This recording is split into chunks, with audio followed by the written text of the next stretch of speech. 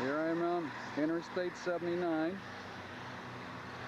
getting ready to go into Fairmont to continue our little saga here of the Fiddler family.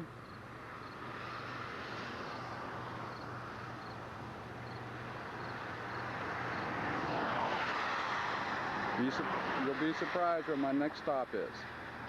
Shoot, the old East Side Hospital, which when we were born was the only hospital in town. But I have been informed by reliable sources that they tore the thing down and they built this new hospital at approximately the same site.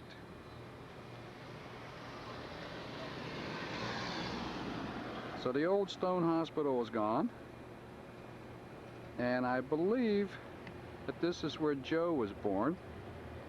I'm not sure whether Gene and I were born here or not. I think we were born at home.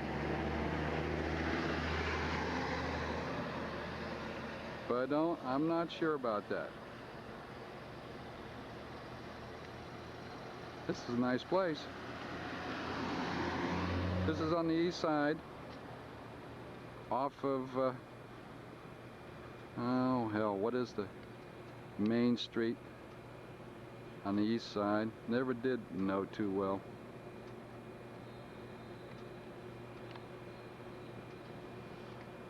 But I think Gene was born on 10th Street in what the parents used to call light housekeeping, or an apartment in a house.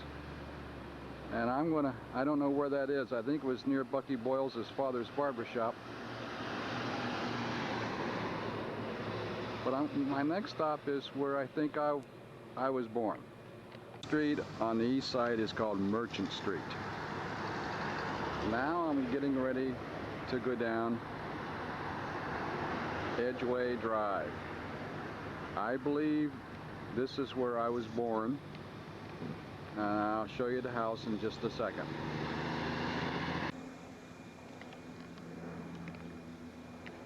I believe this is the house that I was born in, if not over at the other hospital that I was talking about earlier. This is 1607 Edgeway Drive.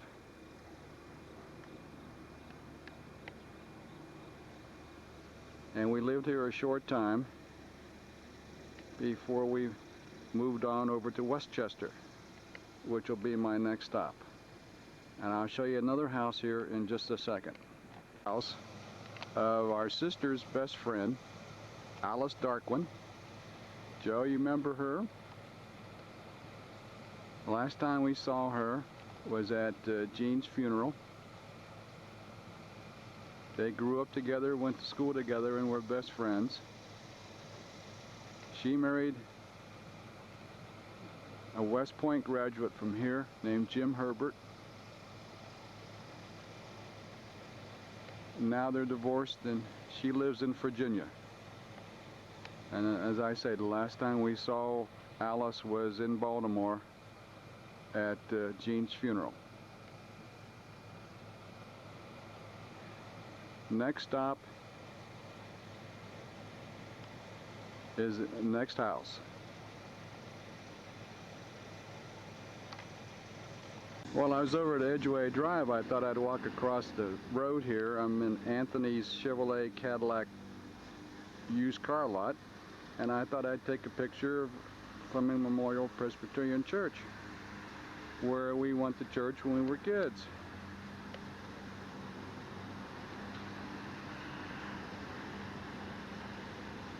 There's the name, Fleming Memorial.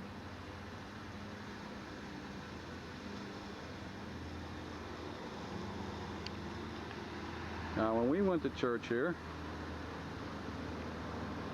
just this part right here was the church. None of this part over here was here then. That was just grass. So this church has really grown since we left town. And over here too, this building looks like a storage shed or something, wasn't here. Or the parsonage, I believe that's in the back there. I think Reverend Reitmeyer actually lived over on Edgeway Drive somewhere.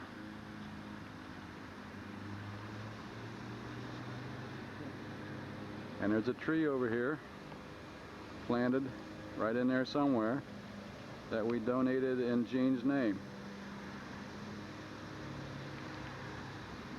Next stop is Westchester. And this is the first house that I really remember growing up as a kid. There used to be a garage. Now, there used to be a garage there. And we used to hide in there from Mom every now and then.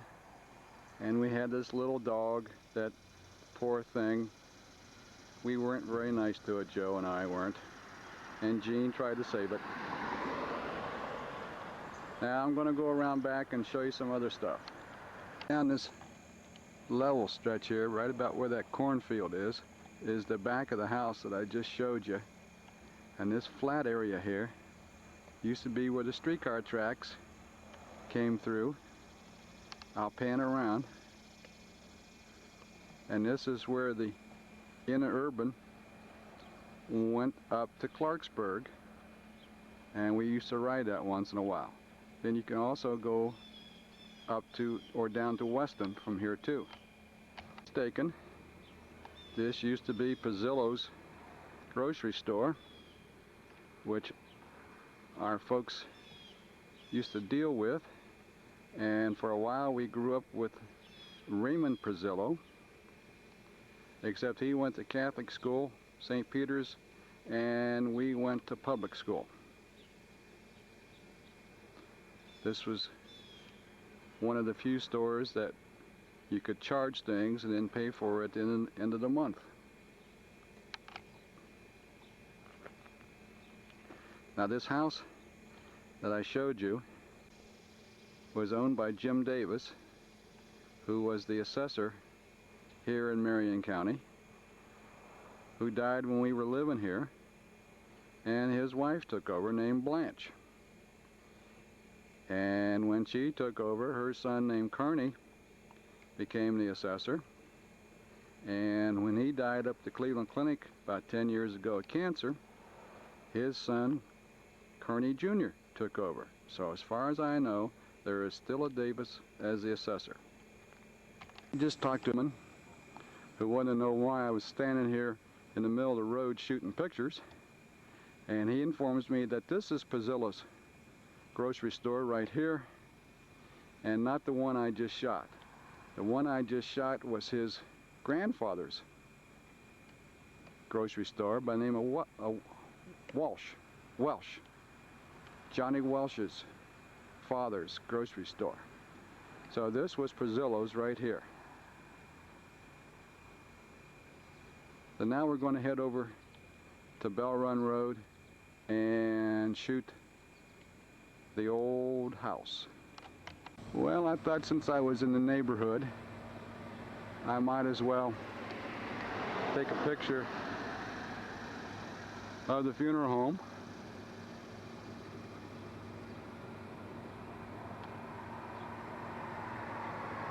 Where Mom and Aunt Mary were buried from.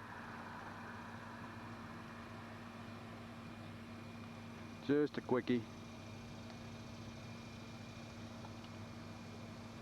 Country Club Road. Okay. I'm standing in the parking lot of the Fairmont General Hospital, and I'm shooting across the little valley here to what was the house that Joe and I and Gene grew up and spent most of our time in at 1033 Beverly Hills in Fairmont, West Virginia. The people who bought the house seem to have done a real nice job in fixing it up and painting it. New mailbox there. Everything looks good. They trimmed the shrubbery. They did a lot of work here. Makes me very happy that we sold it to somebody who would take care of it. I'm going to walk over and shoot it from another angle.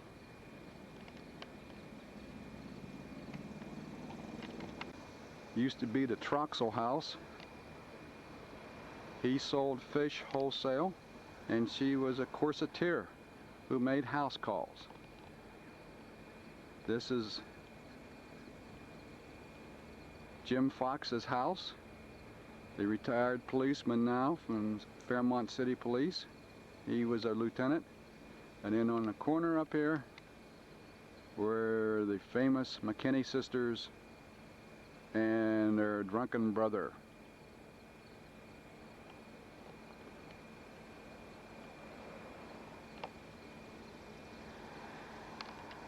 View here. Take a peek at this, Joe. Dad would have been very happy. They're flying the American flag. And they've got a little bit of a garden. Not what we used to work at, huh, kid? Only about a third of what we used to take care of. Now, this house wasn't there when we lived there. This was the lot next to the Barbie house. Hang on, this was the Barbie house. Raymond Pizzillo lived in there for a while, Joe. He was Mom's next door neighbor for a while. I think he's the one that fixed it up the way it looks as nice as it does now. And then next door was people named Smith. So I remember we always had trouble with the Smiths. He was kind of a good old boy hillbilly. Then on down here, right there, was a Michael's house. Remember, he was coach. Wasn't he coach at East Side High School? The Michael's house was the Moore home up on the hill there. Estes and Lucille Moore. And next door, which you can't see very well, I think was where the jeweler Rose lived. I used to cut their grass when I was a kid. Nice families. Okay, hang on. I don't know if we're going to get this or not, but there's the old hospital. I'm shooting down here from the parking lot, and here's the new hospital part that was added on when they tore down the nursing school and they built this. I don't know if this will show very well, but I'm going to shoot it anyway. There's the old hospital right there. Of the old hospital that I was telling you about. I'll pan back a little bit. This was the original hospital right here. Aunt Mary's house. The people, I just talked to the people who own it now, and he just put on a new steps here and cut down the old pine tree that was over there on the side, and he's building new cabinets now for the kitchen. Very nice couple. 1154 Village Way. Used to be, he says the steps are still there. They used to be right in here on the side, and you come in from the driveway. The house looks like it's in very good shape. They're taking nice care of it. I'm standing in front of our grade school, Joe.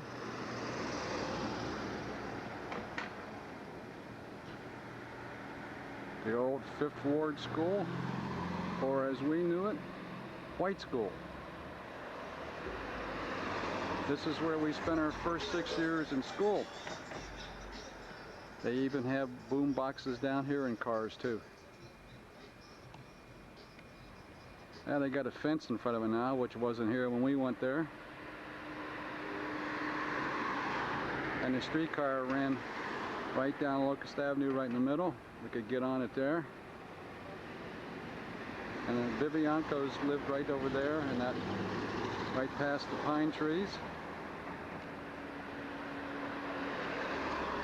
And of course over here, we always went over here.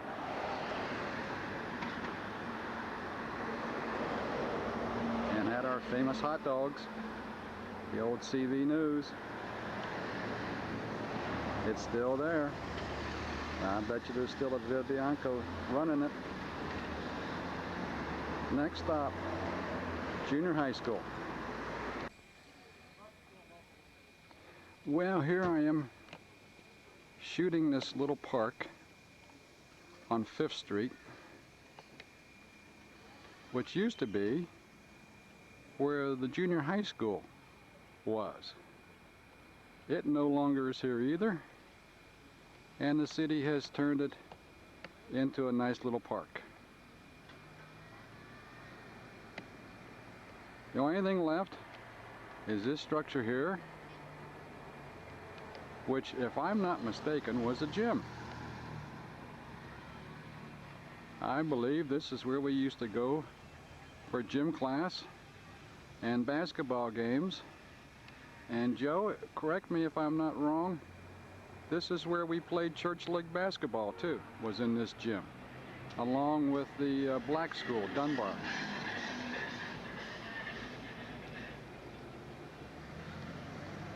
It's amazing what's gone in the last 40 years, or what's changed. Hey, take me, man!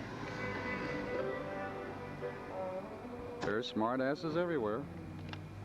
Here we are at the old front entrance of Fairmont High School. The 2 pillars.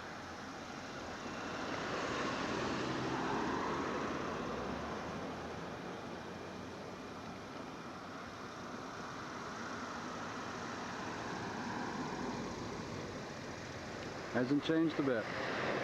Across the street, walked up into the front sidewalk, and this is old Fairmont Senior High School, west side. Grounds are still in pretty good shape. I'm not sure what the inside's like.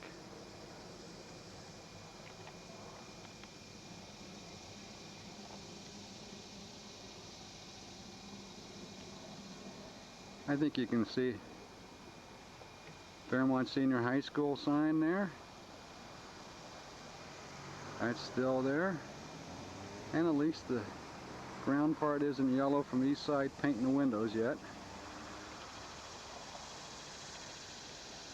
Still looks pretty good, Joe.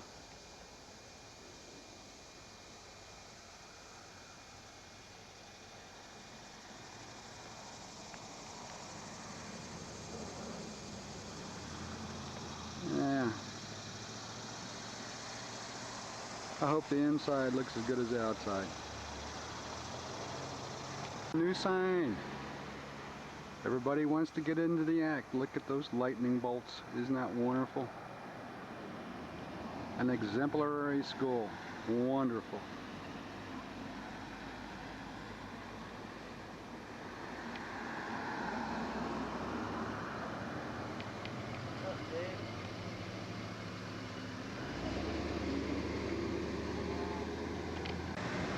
I just had to shoot this.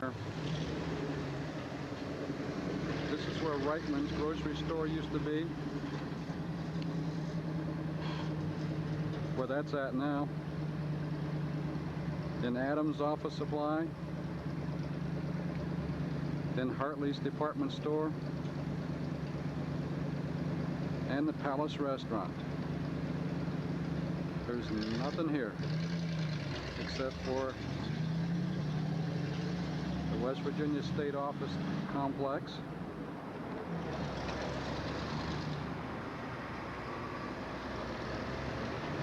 And the old CB&T Bank.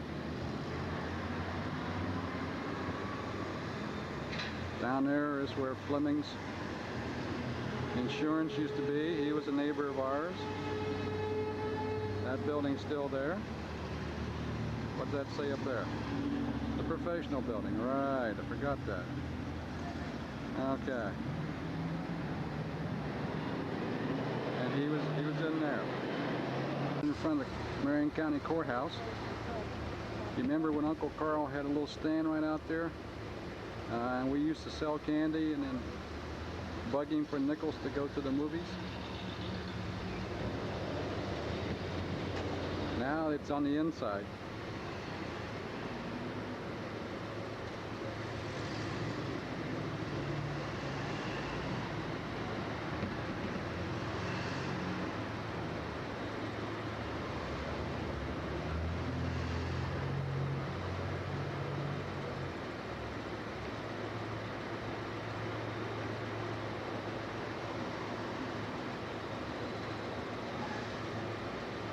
See if I can get this sign. Here we go.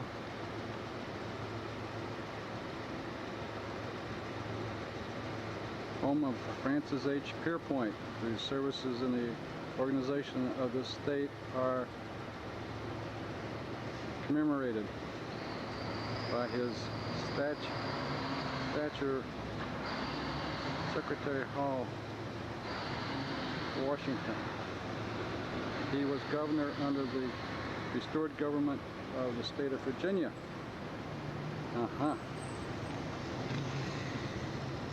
And of course, gotta have the First National Bank, where the folks always dealt.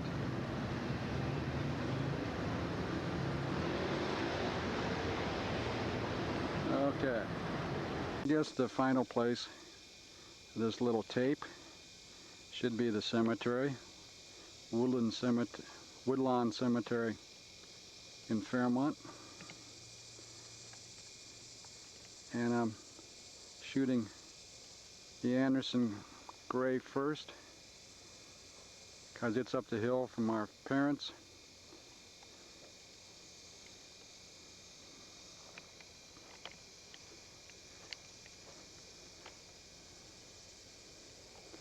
Helmer G, 1906 to 1958, and Mary G, from 1907 to 1988. So you can see, Joe, this one was in bad shape too, so I went ahead and got some topsoil, some grass seed and straw, and fixed this one too. This is the Gano Mausoleum, which is in my notes. When you see this, you turn right and come up to the top of the hill, and you can see the Anderson stone from there. And then you turn right right here at this next road and go down the hill about 2/3 of the way, and on the left is the Fiddler graves. Okay guys, our final stop. This is the final stop of my little odyssey around West Virginia. I guess it's apropos. At the grave of our parents. Miller G, 1894 to 1971, and Madge Wolfter, 1897 to 1988. And there's the flowers that Wells send every year, or bring out every year.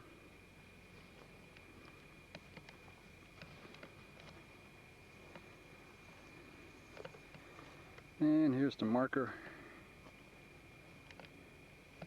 for Pop being in the First World War.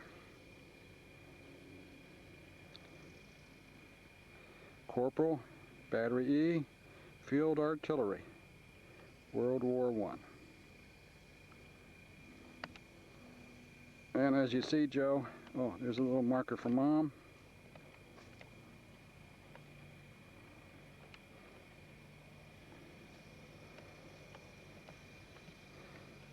Topsoil, grass seed, little straw, watered and fertilized it twice, and I hope the thing grows. I'll be back again to check on it just to make sure everything's okay.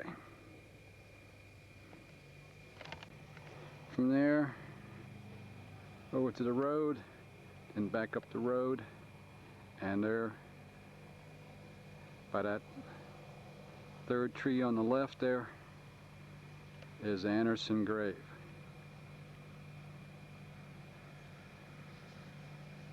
Okay, so much for my filming of West Virginia. And just between you and me, I'm glad I don't live here anymore. Again, a footnote. Since I was in the neighborhood, I don't suppose I should leave Fairmont without showing you where our father worked. This used to be called the Fairmont Aluminum Company. Our father was a maintenance foreman here during the Depression. They kept working.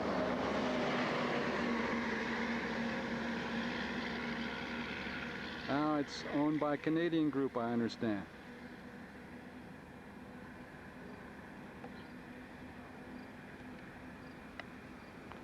Things still seem to be going pretty well here. I think the ALCAN stands for Aluminum Canada, but I'm not sure.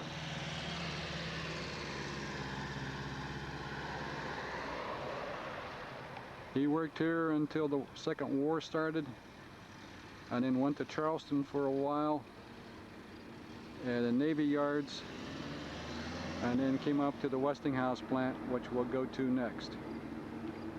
Well, as you can see, the plant now is called Phillips Lighting, which is a Dutch company now. North American Phillips and our good old Norelco shavers are all made by this wonderful company. So the aluminum plant is a Canadian-owned plant, and the Westinghouse plant is now a Phillips plant, which is a Dutch. So this is the side. I'm going to go around front. We are at the front of the plant.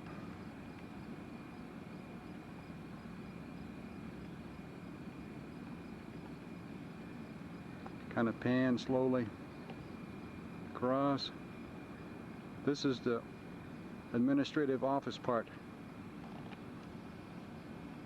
Right up in here. Brick. In the back, that was a glass plant. Up in there. That's where Dad worked. He was maintenance foreman, where they made the fluorescent tubes and the seal beam headlights. I assume that they're still making fluorescent tubes here. And then down front, that was where they called the lamp plant. And this is shipping down in here. And that's where they stuck the ends and the gas and the wires together. It was up front here. And then that's where the finished product came out. This started during World War II as a Westinghouse plant to make electric motors for submarines. And after the war, they converted it to the lamp plant. And Dad stayed on when they started making fluorescent tubes about 1946, 47, in that era. And he retired in 1959 at age 65.